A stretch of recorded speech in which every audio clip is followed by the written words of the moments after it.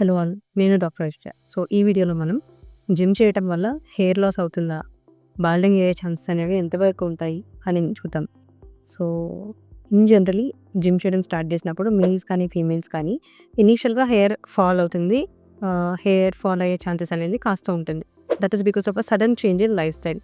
And usually men ఈ high intensity exercises లేదా strength training చేసినప్పుడు మజిల్ బిల్డ్ అయ్యే టైంలో హార్మోనల్ లెవెల్స్ అంటే టెస్టోస్టెరాన్ లెవెల్స్ పెరిగే ఛాన్సెస్ అనేవి ఉంటాయి. కాబట్టి దానివల్ల ఒకవేళ మీకు ఈ hormone sensitivity or DHT sensitivity ఉన్న, ఇంట్లో బాల్డింగ్ జీన్స్ ఉన్న అండ్ మీకు ఆల్రెడీ ఈ రూట్ మినియేచరైజేషన్ లాంటిది కొద్దిగా ఉన్నప్పుడు లేదా హెయిర్ థిన్నింగ్ అనేది జరుగుతున్న టైంలో మీరు ఇంకా ఈ హై ఇంటెన్సిటీ ఎక్సర్సైజ్ లాంటివి చేసి మజిల్ బిల్డ్ చేయడానికి ట్రై చేస్తుంటే అప్పుడు టెస్టోస్టెరాన్ లెవెల్స్ పెరుగుతాయి. కాబట్టి దానివల్ల మీకు ఈ బాల్డింగ్ అనేది ఫాస్ట్గా ప్రోగ్రెస్ అయ్యే ఛాన్స్ అనేది ఉంటుంది.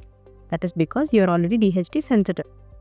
కానీ అది కాకుండా బాల్డింగ్ అనే జీన్ మీ ఇంట్లో లేదు, లేదా మీకు థిన్నింగ్ అనేది ఏమీ అవ్వట్లేదు అన్నప్పుడు మీరు నార్మల్గా వెళ్ళి జిమ్ చేసుకోవటం వల్ల మీకు బాల్డింగ్ ఏమీ రాదు. సడన్గా ఇంట్లో ఎక్కడ లేని బాల్డింగ్ అనేది మీకు వచ్చే ఛాన్స్ అయితే ఉండదు జనరలీ.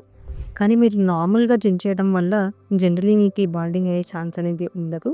కానీ యూజువలీ కొందరు యంగ్ మెన్ ఈ మజిల్ బిల్డ్ చేయాలి అన్న ఆలోచనలో పడి ఇన్ కేస్ ఎక్సర్సైజ్ వల్ల రిజల్ట్స్ అనేవి ఫాస్ట్గా చూడట్లేదు అన్న టైంలో ఒకవేళ హార్మోనల్ ఇంజెక్షన్స్ అంటే టెస్టోస్టెరాన్ ఇంజెక్షన్స్ లాంటివి తీసుకొని గోల్స్ని ఫాస్ట్గా అచీవ్ చేయాలి అని చెప్పి ట్రై చేస్తే, సో డైరెక్ట్లీ మనం టెస్టోస్టెరాన్ లెవెల్స్ని పెంచుతున్నాం కాబట్టి ఇక్కడ సో డిహెచ్డి కన్వర్షన్ కూడా పెరిగి అండ్ సెన్సిటివిటీ లెవెల్స్ కూడా ఆల్రెడీ ఉన్నాయి అని అంటే మాత్రం ఆ కేసెస్లో బాల్డింగ్ ఫాస్ట్గా ప్రోగ్రెస్ అయ్యే ఛాన్స్ ఉంటుంది.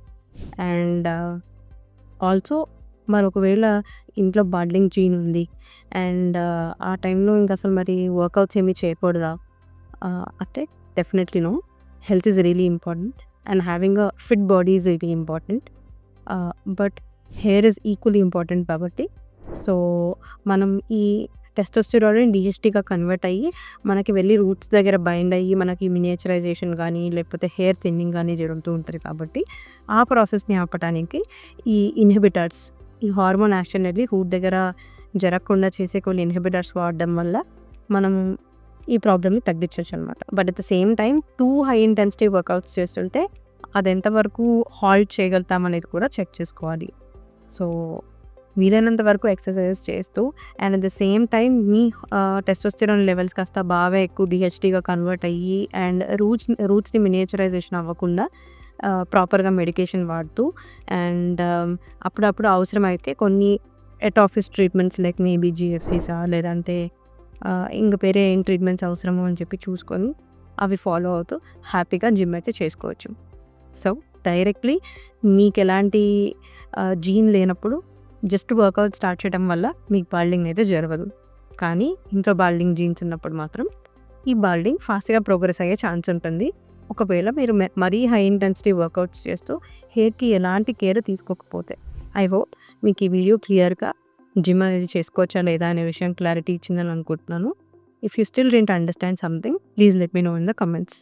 And also for any kind of hair loss related issues or balding related issues, do visit other clouds.